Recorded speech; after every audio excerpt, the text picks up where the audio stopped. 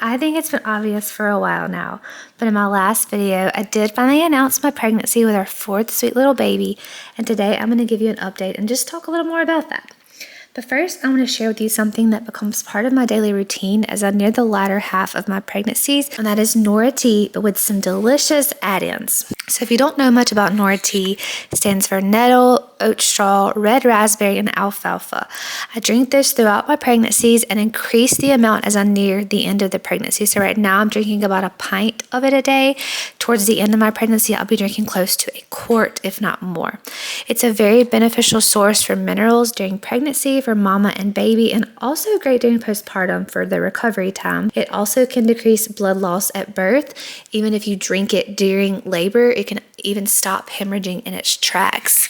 I pre-mix my herbs in a mason jar using 1 part oat straw and alfalfa and 2 parts red raspberry and nettle.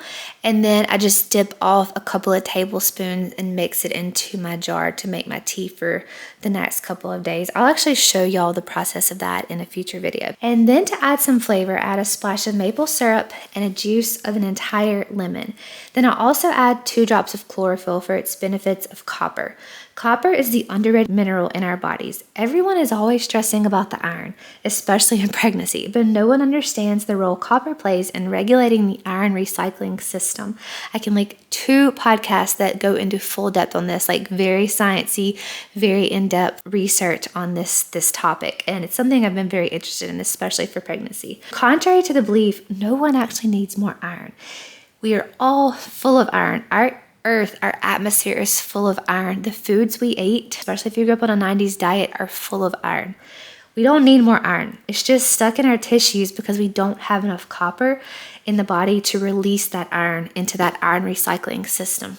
Now, there's also some research that chlorophyll, being a plant source, is not fully absorbable by the body. So I'm not like depending on these few little green drops of chlorophyll to give me all the copper I need to regulate the iron in my system. I also include several other strong sources of copper in my diet. And this is the best way I've found to drink Nora tea. It's also great hot with some honey and some cream, but this is just my preferred way to drink it at this point in pregnancy. That could very well change later throughout the pregnancy. We'll see.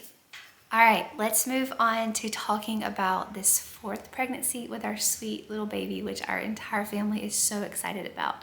So I'm gonna start out by talking just a little bit about a pregnancy recap of how things have gone thus far, talk a little bit about my prenatal care, birth plans, and then we'll end out with prenatal nutrition, things I'm eating, supplementation, such as that. So if you were around for my last pregnancy especially, I shared so much around birth and pregnancy and preparing for that. So I have a lot of videos already covering this topic on options you have in pregnancy, the entire pregnancy, 1st trimester, 2nd trimester, 3rd trimester, whether you're working with an OB or a midwife, just some things that are not commonly known for pregnant mamas that you might want to research. So check those videos out. I'll have them all linked below. They're all in a playlist. There's, I think, 4 or 5 of them. So check those out if you want more on this topic of options you have during pregnancy and then on into birth.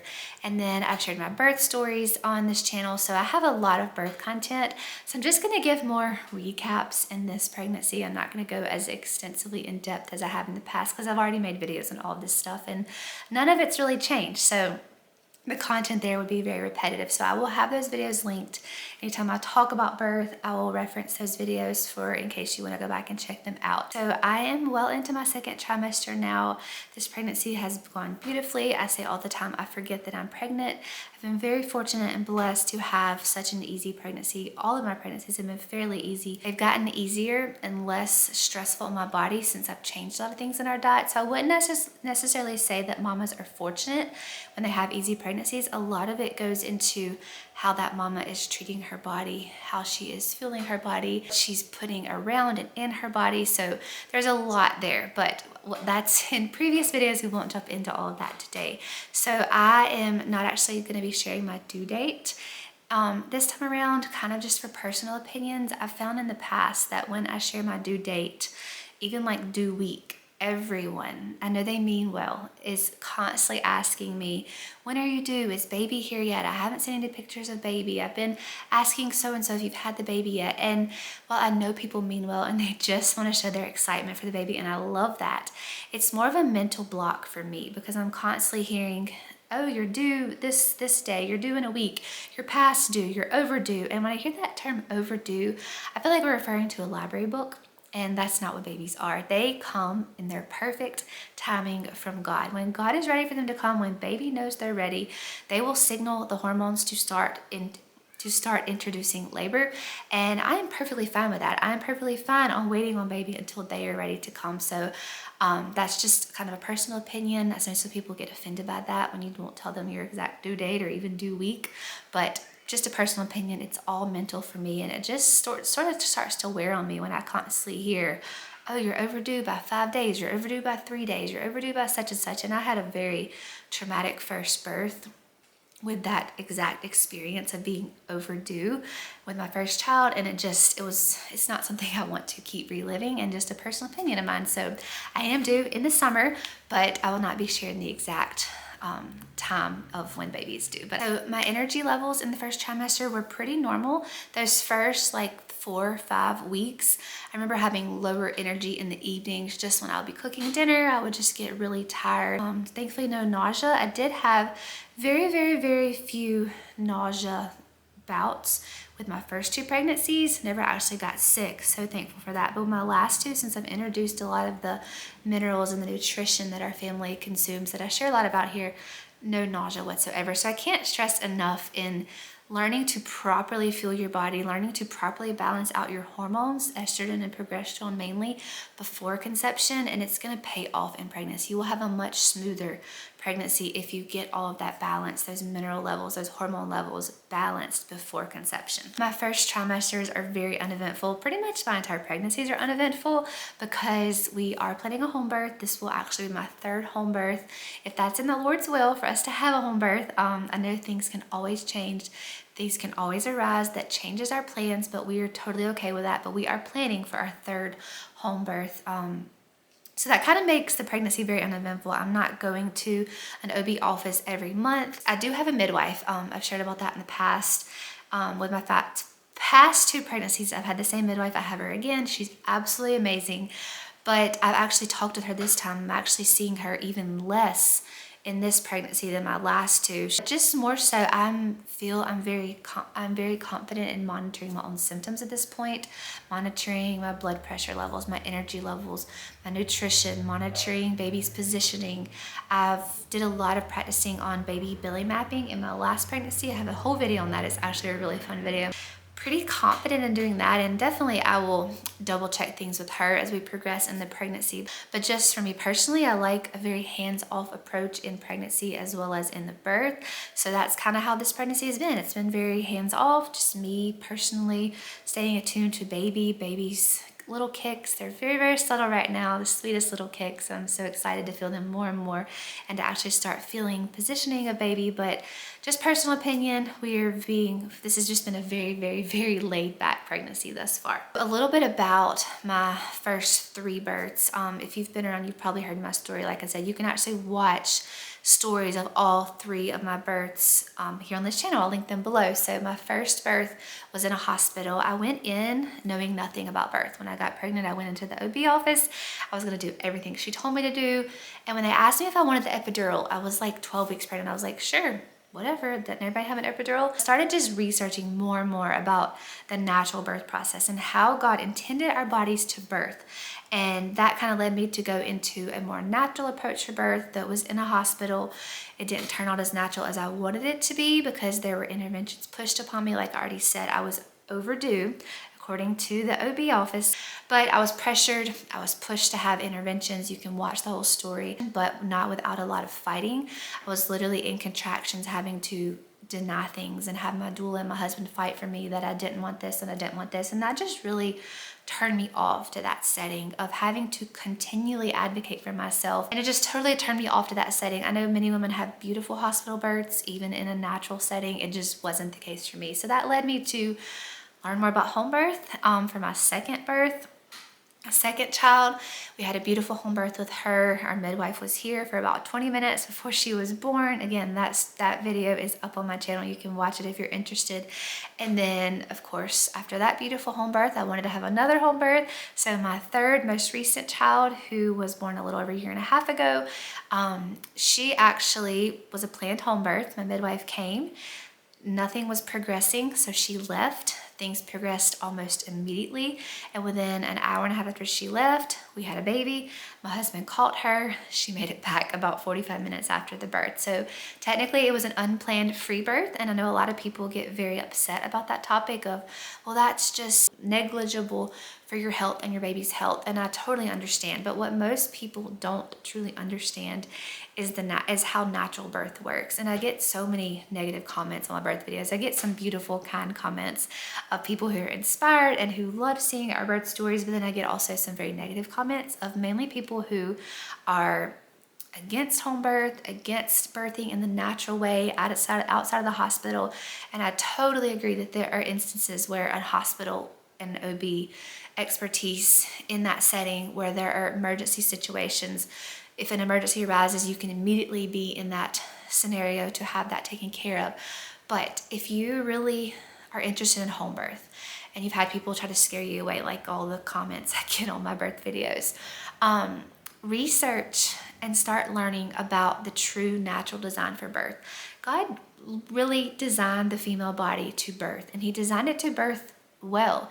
He designed it to birth naturally, if that's your desire. There's protective mechanisms that he's built into our body to protect us if things start to go wrong, for us to see signs if there's danger in birth, positioning issues, problems with the placenta, with the cervix. There's built-in mechanisms for us to be able to pick up on that. And I just encourage you, if you are interested in home birth, or have just been told over and over that it's not safe or that it's not normal anymore, that people don't do that. That's why we have hospitals. Yes, we have hospitals and we have OB practitioners that are amazing, and I'm so glad we have them in certain situations. But for a normal, natural birth, for a woman who wants to do that, it's totally normal. So I just encourage you to start researching that, start researching the natural birth process, listen to positive birth stories, watch positive birth stories, just see how beautiful God designed our bodies to birth, but also educate yourself on the things that can take place in birth, the position issues, the problems that can arise with the placenta if it moves in front of the cervix. Though that is not very common, when it does happen, there's usually a signal to let us know that we would need to seek higher professionals to manage that issue or to move to the hospital for that issue. So what I'm saying here is advise you to learn about the natural birth process, how it's supposed to work, how God designed our bodies, ways we can prepare our bodies to birth naturally the easiest way that it should. I just want to encourage you here that I kind of went off on a tangent there, but birth is meant to be beautiful. I've gotten many comments that portray that differently, but if you educate yourself on this topic and truly learn the female body and its design, birth is normal, natural, and can be absolutely amazing if you choose to believe that about it. So as I already mentioned, I do have a midwife. I'm seeing her less in this pregnancy than I have in the past, but really all you do at a midwife appointment, even an OB appointment, is check your vital signs, which, like I said before, I have things here. I can check those if I need to, if I feel like something is changing and I need to check that. Also, Doppler, fetoscope, we choose not to use any use of Doppler until we are actually in labor if the midwife needs to. So that's not something I need to continually see monitored, because we've chosen not to use Doppler anyway. We do use fetoscope, which is just kind of like a stethoscope. The midwife puts them in her ear, these little, it literally just looks just like a stethoscope, but instead of putting it on your heart, you put it on your belly, and it's like this longer, taller scope. And she listens to the heartbeat that way. If I decide, I may order one and have one here at home if we want to listen. But again, I truly believe that knowing that having all of these extra advantages in birth now of seeing the baby, hearing the baby, sometimes can be a negative, because we get so caught up in, oh, is baby doing this? Is baby doing that? But if we become more in tune with our body and feeling baby's movements, noticing how we are feeling that day, if we've truly nutritionally taken care of our body that day, we become so much more in tune with our bodies and our babies that those outside things don't feel nearly as necessary, and it just makes birth so much more personal for you and the baby when you just really take it into your own hands to an extent and truly become in tune with baby and your body. So I do have a midwife, as I already mentioned, but we are seeing her actually even less in this pregnancy than we have in the past, just because I feel very confident in managing my symptoms, the movement of the baby, my vitals, my nutrition, my supplementation here at home. We do have to travel a ways to visit her, so it just kind of seemed unnecessary to go to her every 4 weeks at this point. If anything arises, of course, I will go to her more often, or if anything more severe arises, of course, I will seek a OB professional if that becomes necessary. So I'm not against these things. I'm just not going to turn to them immediately, because I've seen how things can just go astray so quickly when you just put your care into someone else's hand and don't learn to advocate for yourself and your own birth and your own baby, your own pregnancy, your own labor, your own postpartum. Learning to advocate for yourself, if that's the one thing my first birth taught me was and changed me as a mama, is learning to advocate for myself, learning to take my care, my health care into my own hands, not just about birth, literally about everything in life. We've taken our health into our own hands from that first birth. It truly changed us. Birth plans, I kind of already talked about that. We're preparing for a home birth. I'm preparing for my midwife to be here this time. I'm totally okay with birthing by myself. I don't actually want her here to hold my hand and rub my back and coach me through everything, because at this point I know how to birth a baby. I don't think you actually have to be taught how to birth a baby. I think many women think they do, but it's something we intuitively know. A story I always remember is in my first birth, I didn't have that confidence that I knew how to birth my baby, even though I did. I just didn't have the confidence to apply it. I had a doula, and she was so kind in coaching me and saying, your body will know what to do here. You'll know what to do. Don't stress over when to push. Well, the OB was in there and the nurses of the hospital, and it was time for me to push. And they were like, okay, you're about to have a contraction. We're going to count to 10, push for 10 seconds. And I did what they said. And like, it felt unnatural. It was like my body wasn't ready to push just yet, or it didn't need to push for 10 seconds. And if you haven't heard of the reflex called the fetal ejection reflex, this is actually where your body just pushes baby out with your contractions. You literally have to do nothing. You literally just lay there, you breathe through it, your body will do everything. I didn't know of this in my first birth. My last 2 births, it's a beautiful, beautiful experience if you've ever experienced it, or if you can let your body experience it. But in my first, I didn't understand that. So I was pushing as they were telling me to, and I was like, this doesn't feel right. And my doula was sitting there so sweetly. She was like, well, don't push if it doesn't feel right. You'll know when it feels right. But I just had no confidence in my body would know. And all the nurses around me, there were like 4 nurses compared to my one sweet doula. And I remember asking them, how did you know when to push? And they didn't. They had all had epidurals. They just pushed whenever they were told to push, because they couldn't actually feel their contractions. My doula, though, was like, well, your body will know. She just kept stressing to me, your body will know when to push. And I just couldn't comprehend how to listen to her. And my husband and I joke all the time of, they were trying to coach me how to birth. I knew how to birth, but I wasn't confident in my own ability to birth. It was chaos. So another reason I kind of like to be more hands-off in birth. Of course, if my husband needs to get me something, or if I need him to do anything for me during the birth, or my midwife, I'm open to that. But otherwise, I just kind of want to be left alone. I want somebody in the room just in case. I'm not one of those women that like to be like isolated off like an animal. I like my husband to be there, and if my midwife or if I have a doula, I like them to be in the room, but again, very hands off. So I mainly have a doula here in case, and I don't always like to talk about these things, but it is necessary that we are aware that these things can happen in birth. Birth is normal, but things happen.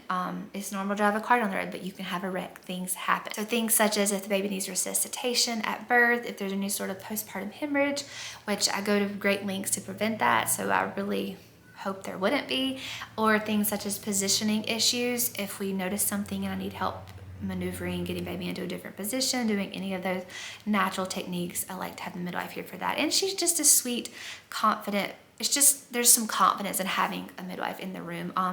Was totally confident in my free birth last time with my husband there. The midwife was on the phone with us for part of it, kind of talking my husband through catching the baby and checking baby's vitals when baby was born. But again, it was a beautiful experience. In the moment, I didn't feel scared that my midwife wasn't there, but I do like the confirmation of having her. I think when many women are like this, if you like having a midwife, more so you want her there for the security of what if happened. We never want that to happen, but we do acknowledge that we are not God. We don't know exactly what's going to happen in any situation, and he ultimately knows, and we give him that peace about anything in our life. In this situation, we're talking about birth. We give him the full control of, he knows what's going to happen in our birth, how it's going to go, how it's going to be. It just takes a lot of pressure off us to try to do every little thing right and worry over every situation, because he knows exactly how this birth is going to play out, where it's going to be, what time it's going to be, how long it's going to be. And that just gives me peace in knowing that I'm just here to surrender to that, to accept whatever his plans are for this birth and this baby and the rest of this pregnancy. So let's move into prenatal nutrition. So like I said, I have entire videos on this from my last pregnancy talking about my prenatal supplementation, prenatal nutrition. I talk about nutrition all the time on this channel, the foods we're eating, how we're nourishing our bodies. So I won't do a full video on that because you can look at old videos, but in this pregnancy, we are focusing on our usual whole foods from scratch, very nutritious diets full of raw milk, eggs, raw and cooked, high quality meats, organ meats, a lot of animal products, high quality animal fats, really rich butter.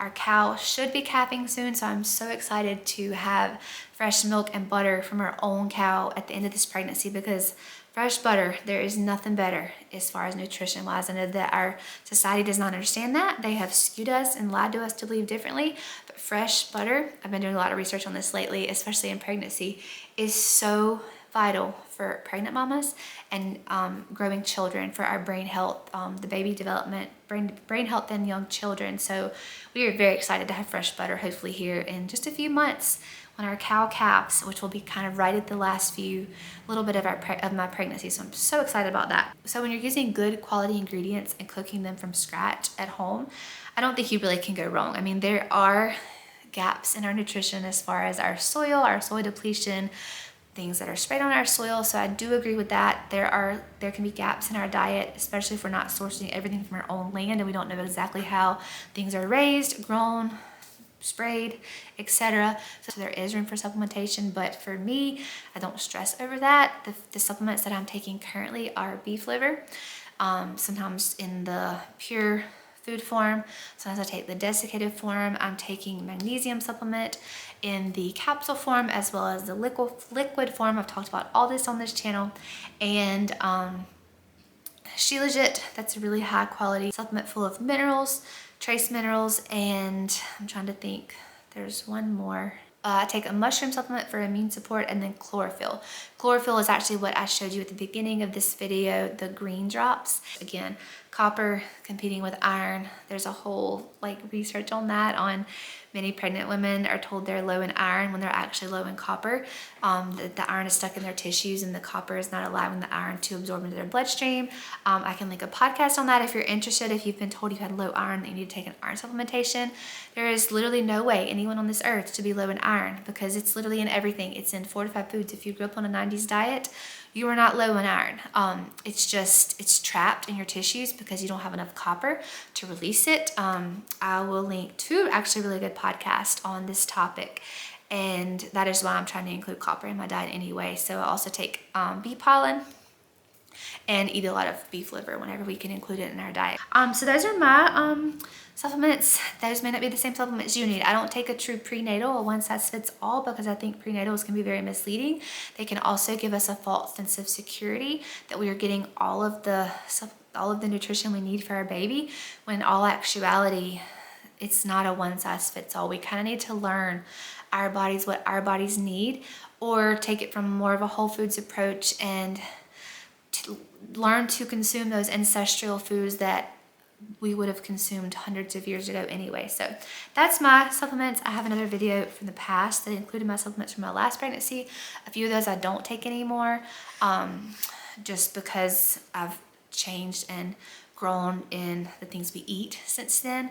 But if you want to check out the video, several of the ones I just listed today are also in that video if you're interested. And the Nora tea, y'all saw me make my Nora tea drink at the beginning of this video. Nora tea stands for, it's an acronym for nettle, oat straw, red raspberry leaf, and alfalfa.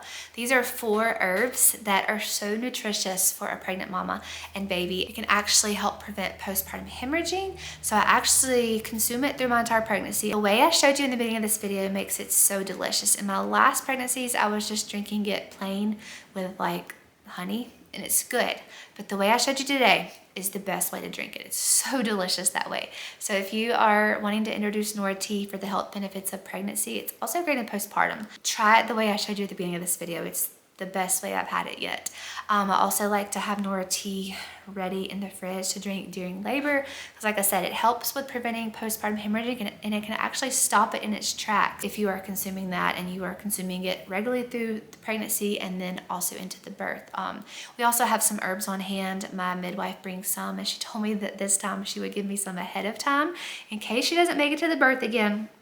Just in case, some natural remedies that can help with hemorrhaging. But like I said, doing all these things preventatively now hopefully will prevent any chance of hemorrhaging, keeping iron copper levels balanced. But again, I'm not God. I don't know all. I'm not naive to knowing that things can happen in birth. But I do not fear those things. I approach those things with knowledge and trust in the Lord, and that's how we just approach our pregnancies and birth. One more that I wanted to add is garlic. I haven't started this just yet, but I'll be starting it here in the next few weeks. We consume garlic regularly, fermented in foods, but I will soon be consuming it raw for its benefits, helping with just general gut health, general health and immune system health, but as also for group B strep. So this is not proven, because who wants to study garlic? Because there's no money to be made from garlic. If you didn't know that, that's how most of these studies happen for medications, remedies, and as far as sicknesses in pregnancy, babies, sickness overall. There needs to be a reason for them to study something, and usually that reason means another drug or pharmaceutical to be created to make more money. Well, garlic is not expensive. Anybody can go get garlic. They can grow garlic in their backyard. They can buy garlic at the grocery store. So who's going to make money off pregnant women consuming garlic? So that is why there are no true studies on this, but there are some isolated studies of the extraction of the group B virus and treating it with raw garlic, and it kills it in its tracks. So there are studies that way, but not actually in pregnant mamas, because again, there's no money to be made if the world knew that we could take garlic and prevent group B strep. But there's a lot I could say about this, but I'll just quickly say that when we do test for group B strep, all women, and they might show positive at I think they test this at 32, 34 weeks. You could be positive then, and you could get your antibiotics, and then you could be negative at 38 weeks, and then you could be positive again when you birth your baby. There are some very bad side effects of group B strep in infants, newborns, that we don't want to happen to us. But I think that the antibiotics can be helpful if needed, but if we can prevent it beforehand and not have to trust those antibiotics, that can ultimately give us a false sense of security. There's been a couple of incidences where mothers were given antibiotics in their pregnancy to kill off the group B strep, and then they became positive again. Baby was born, it colonized in the baby. Baby was very, very sick and had a lot more extensive health problems afterwards, because that mama had a false sense of security from that antibiotic. So if we can prevent it from the beginning and not even have to worry about that, that is my ultimate goal. So that is where garlic comes in. I've done this in all of my pregnancies, well, my last 3. My first one, I did the normal. I tested negative, and I just thankfully never I never went positive again to pass it to my baby.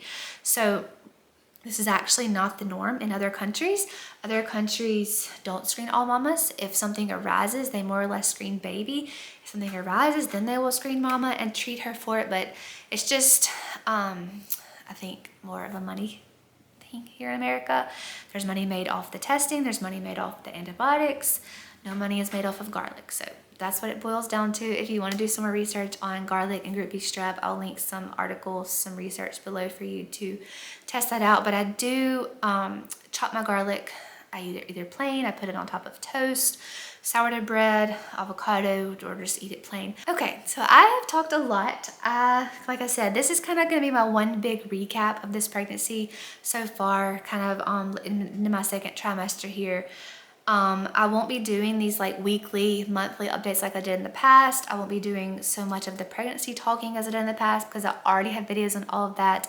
Like I said, I don't want to be repetitive. It's all the same. I use the same knowledge. I use the same approach for my pregnancies and my birth as I have in the past. So none of that has really changed. So you can watch those videos if you want to check them out.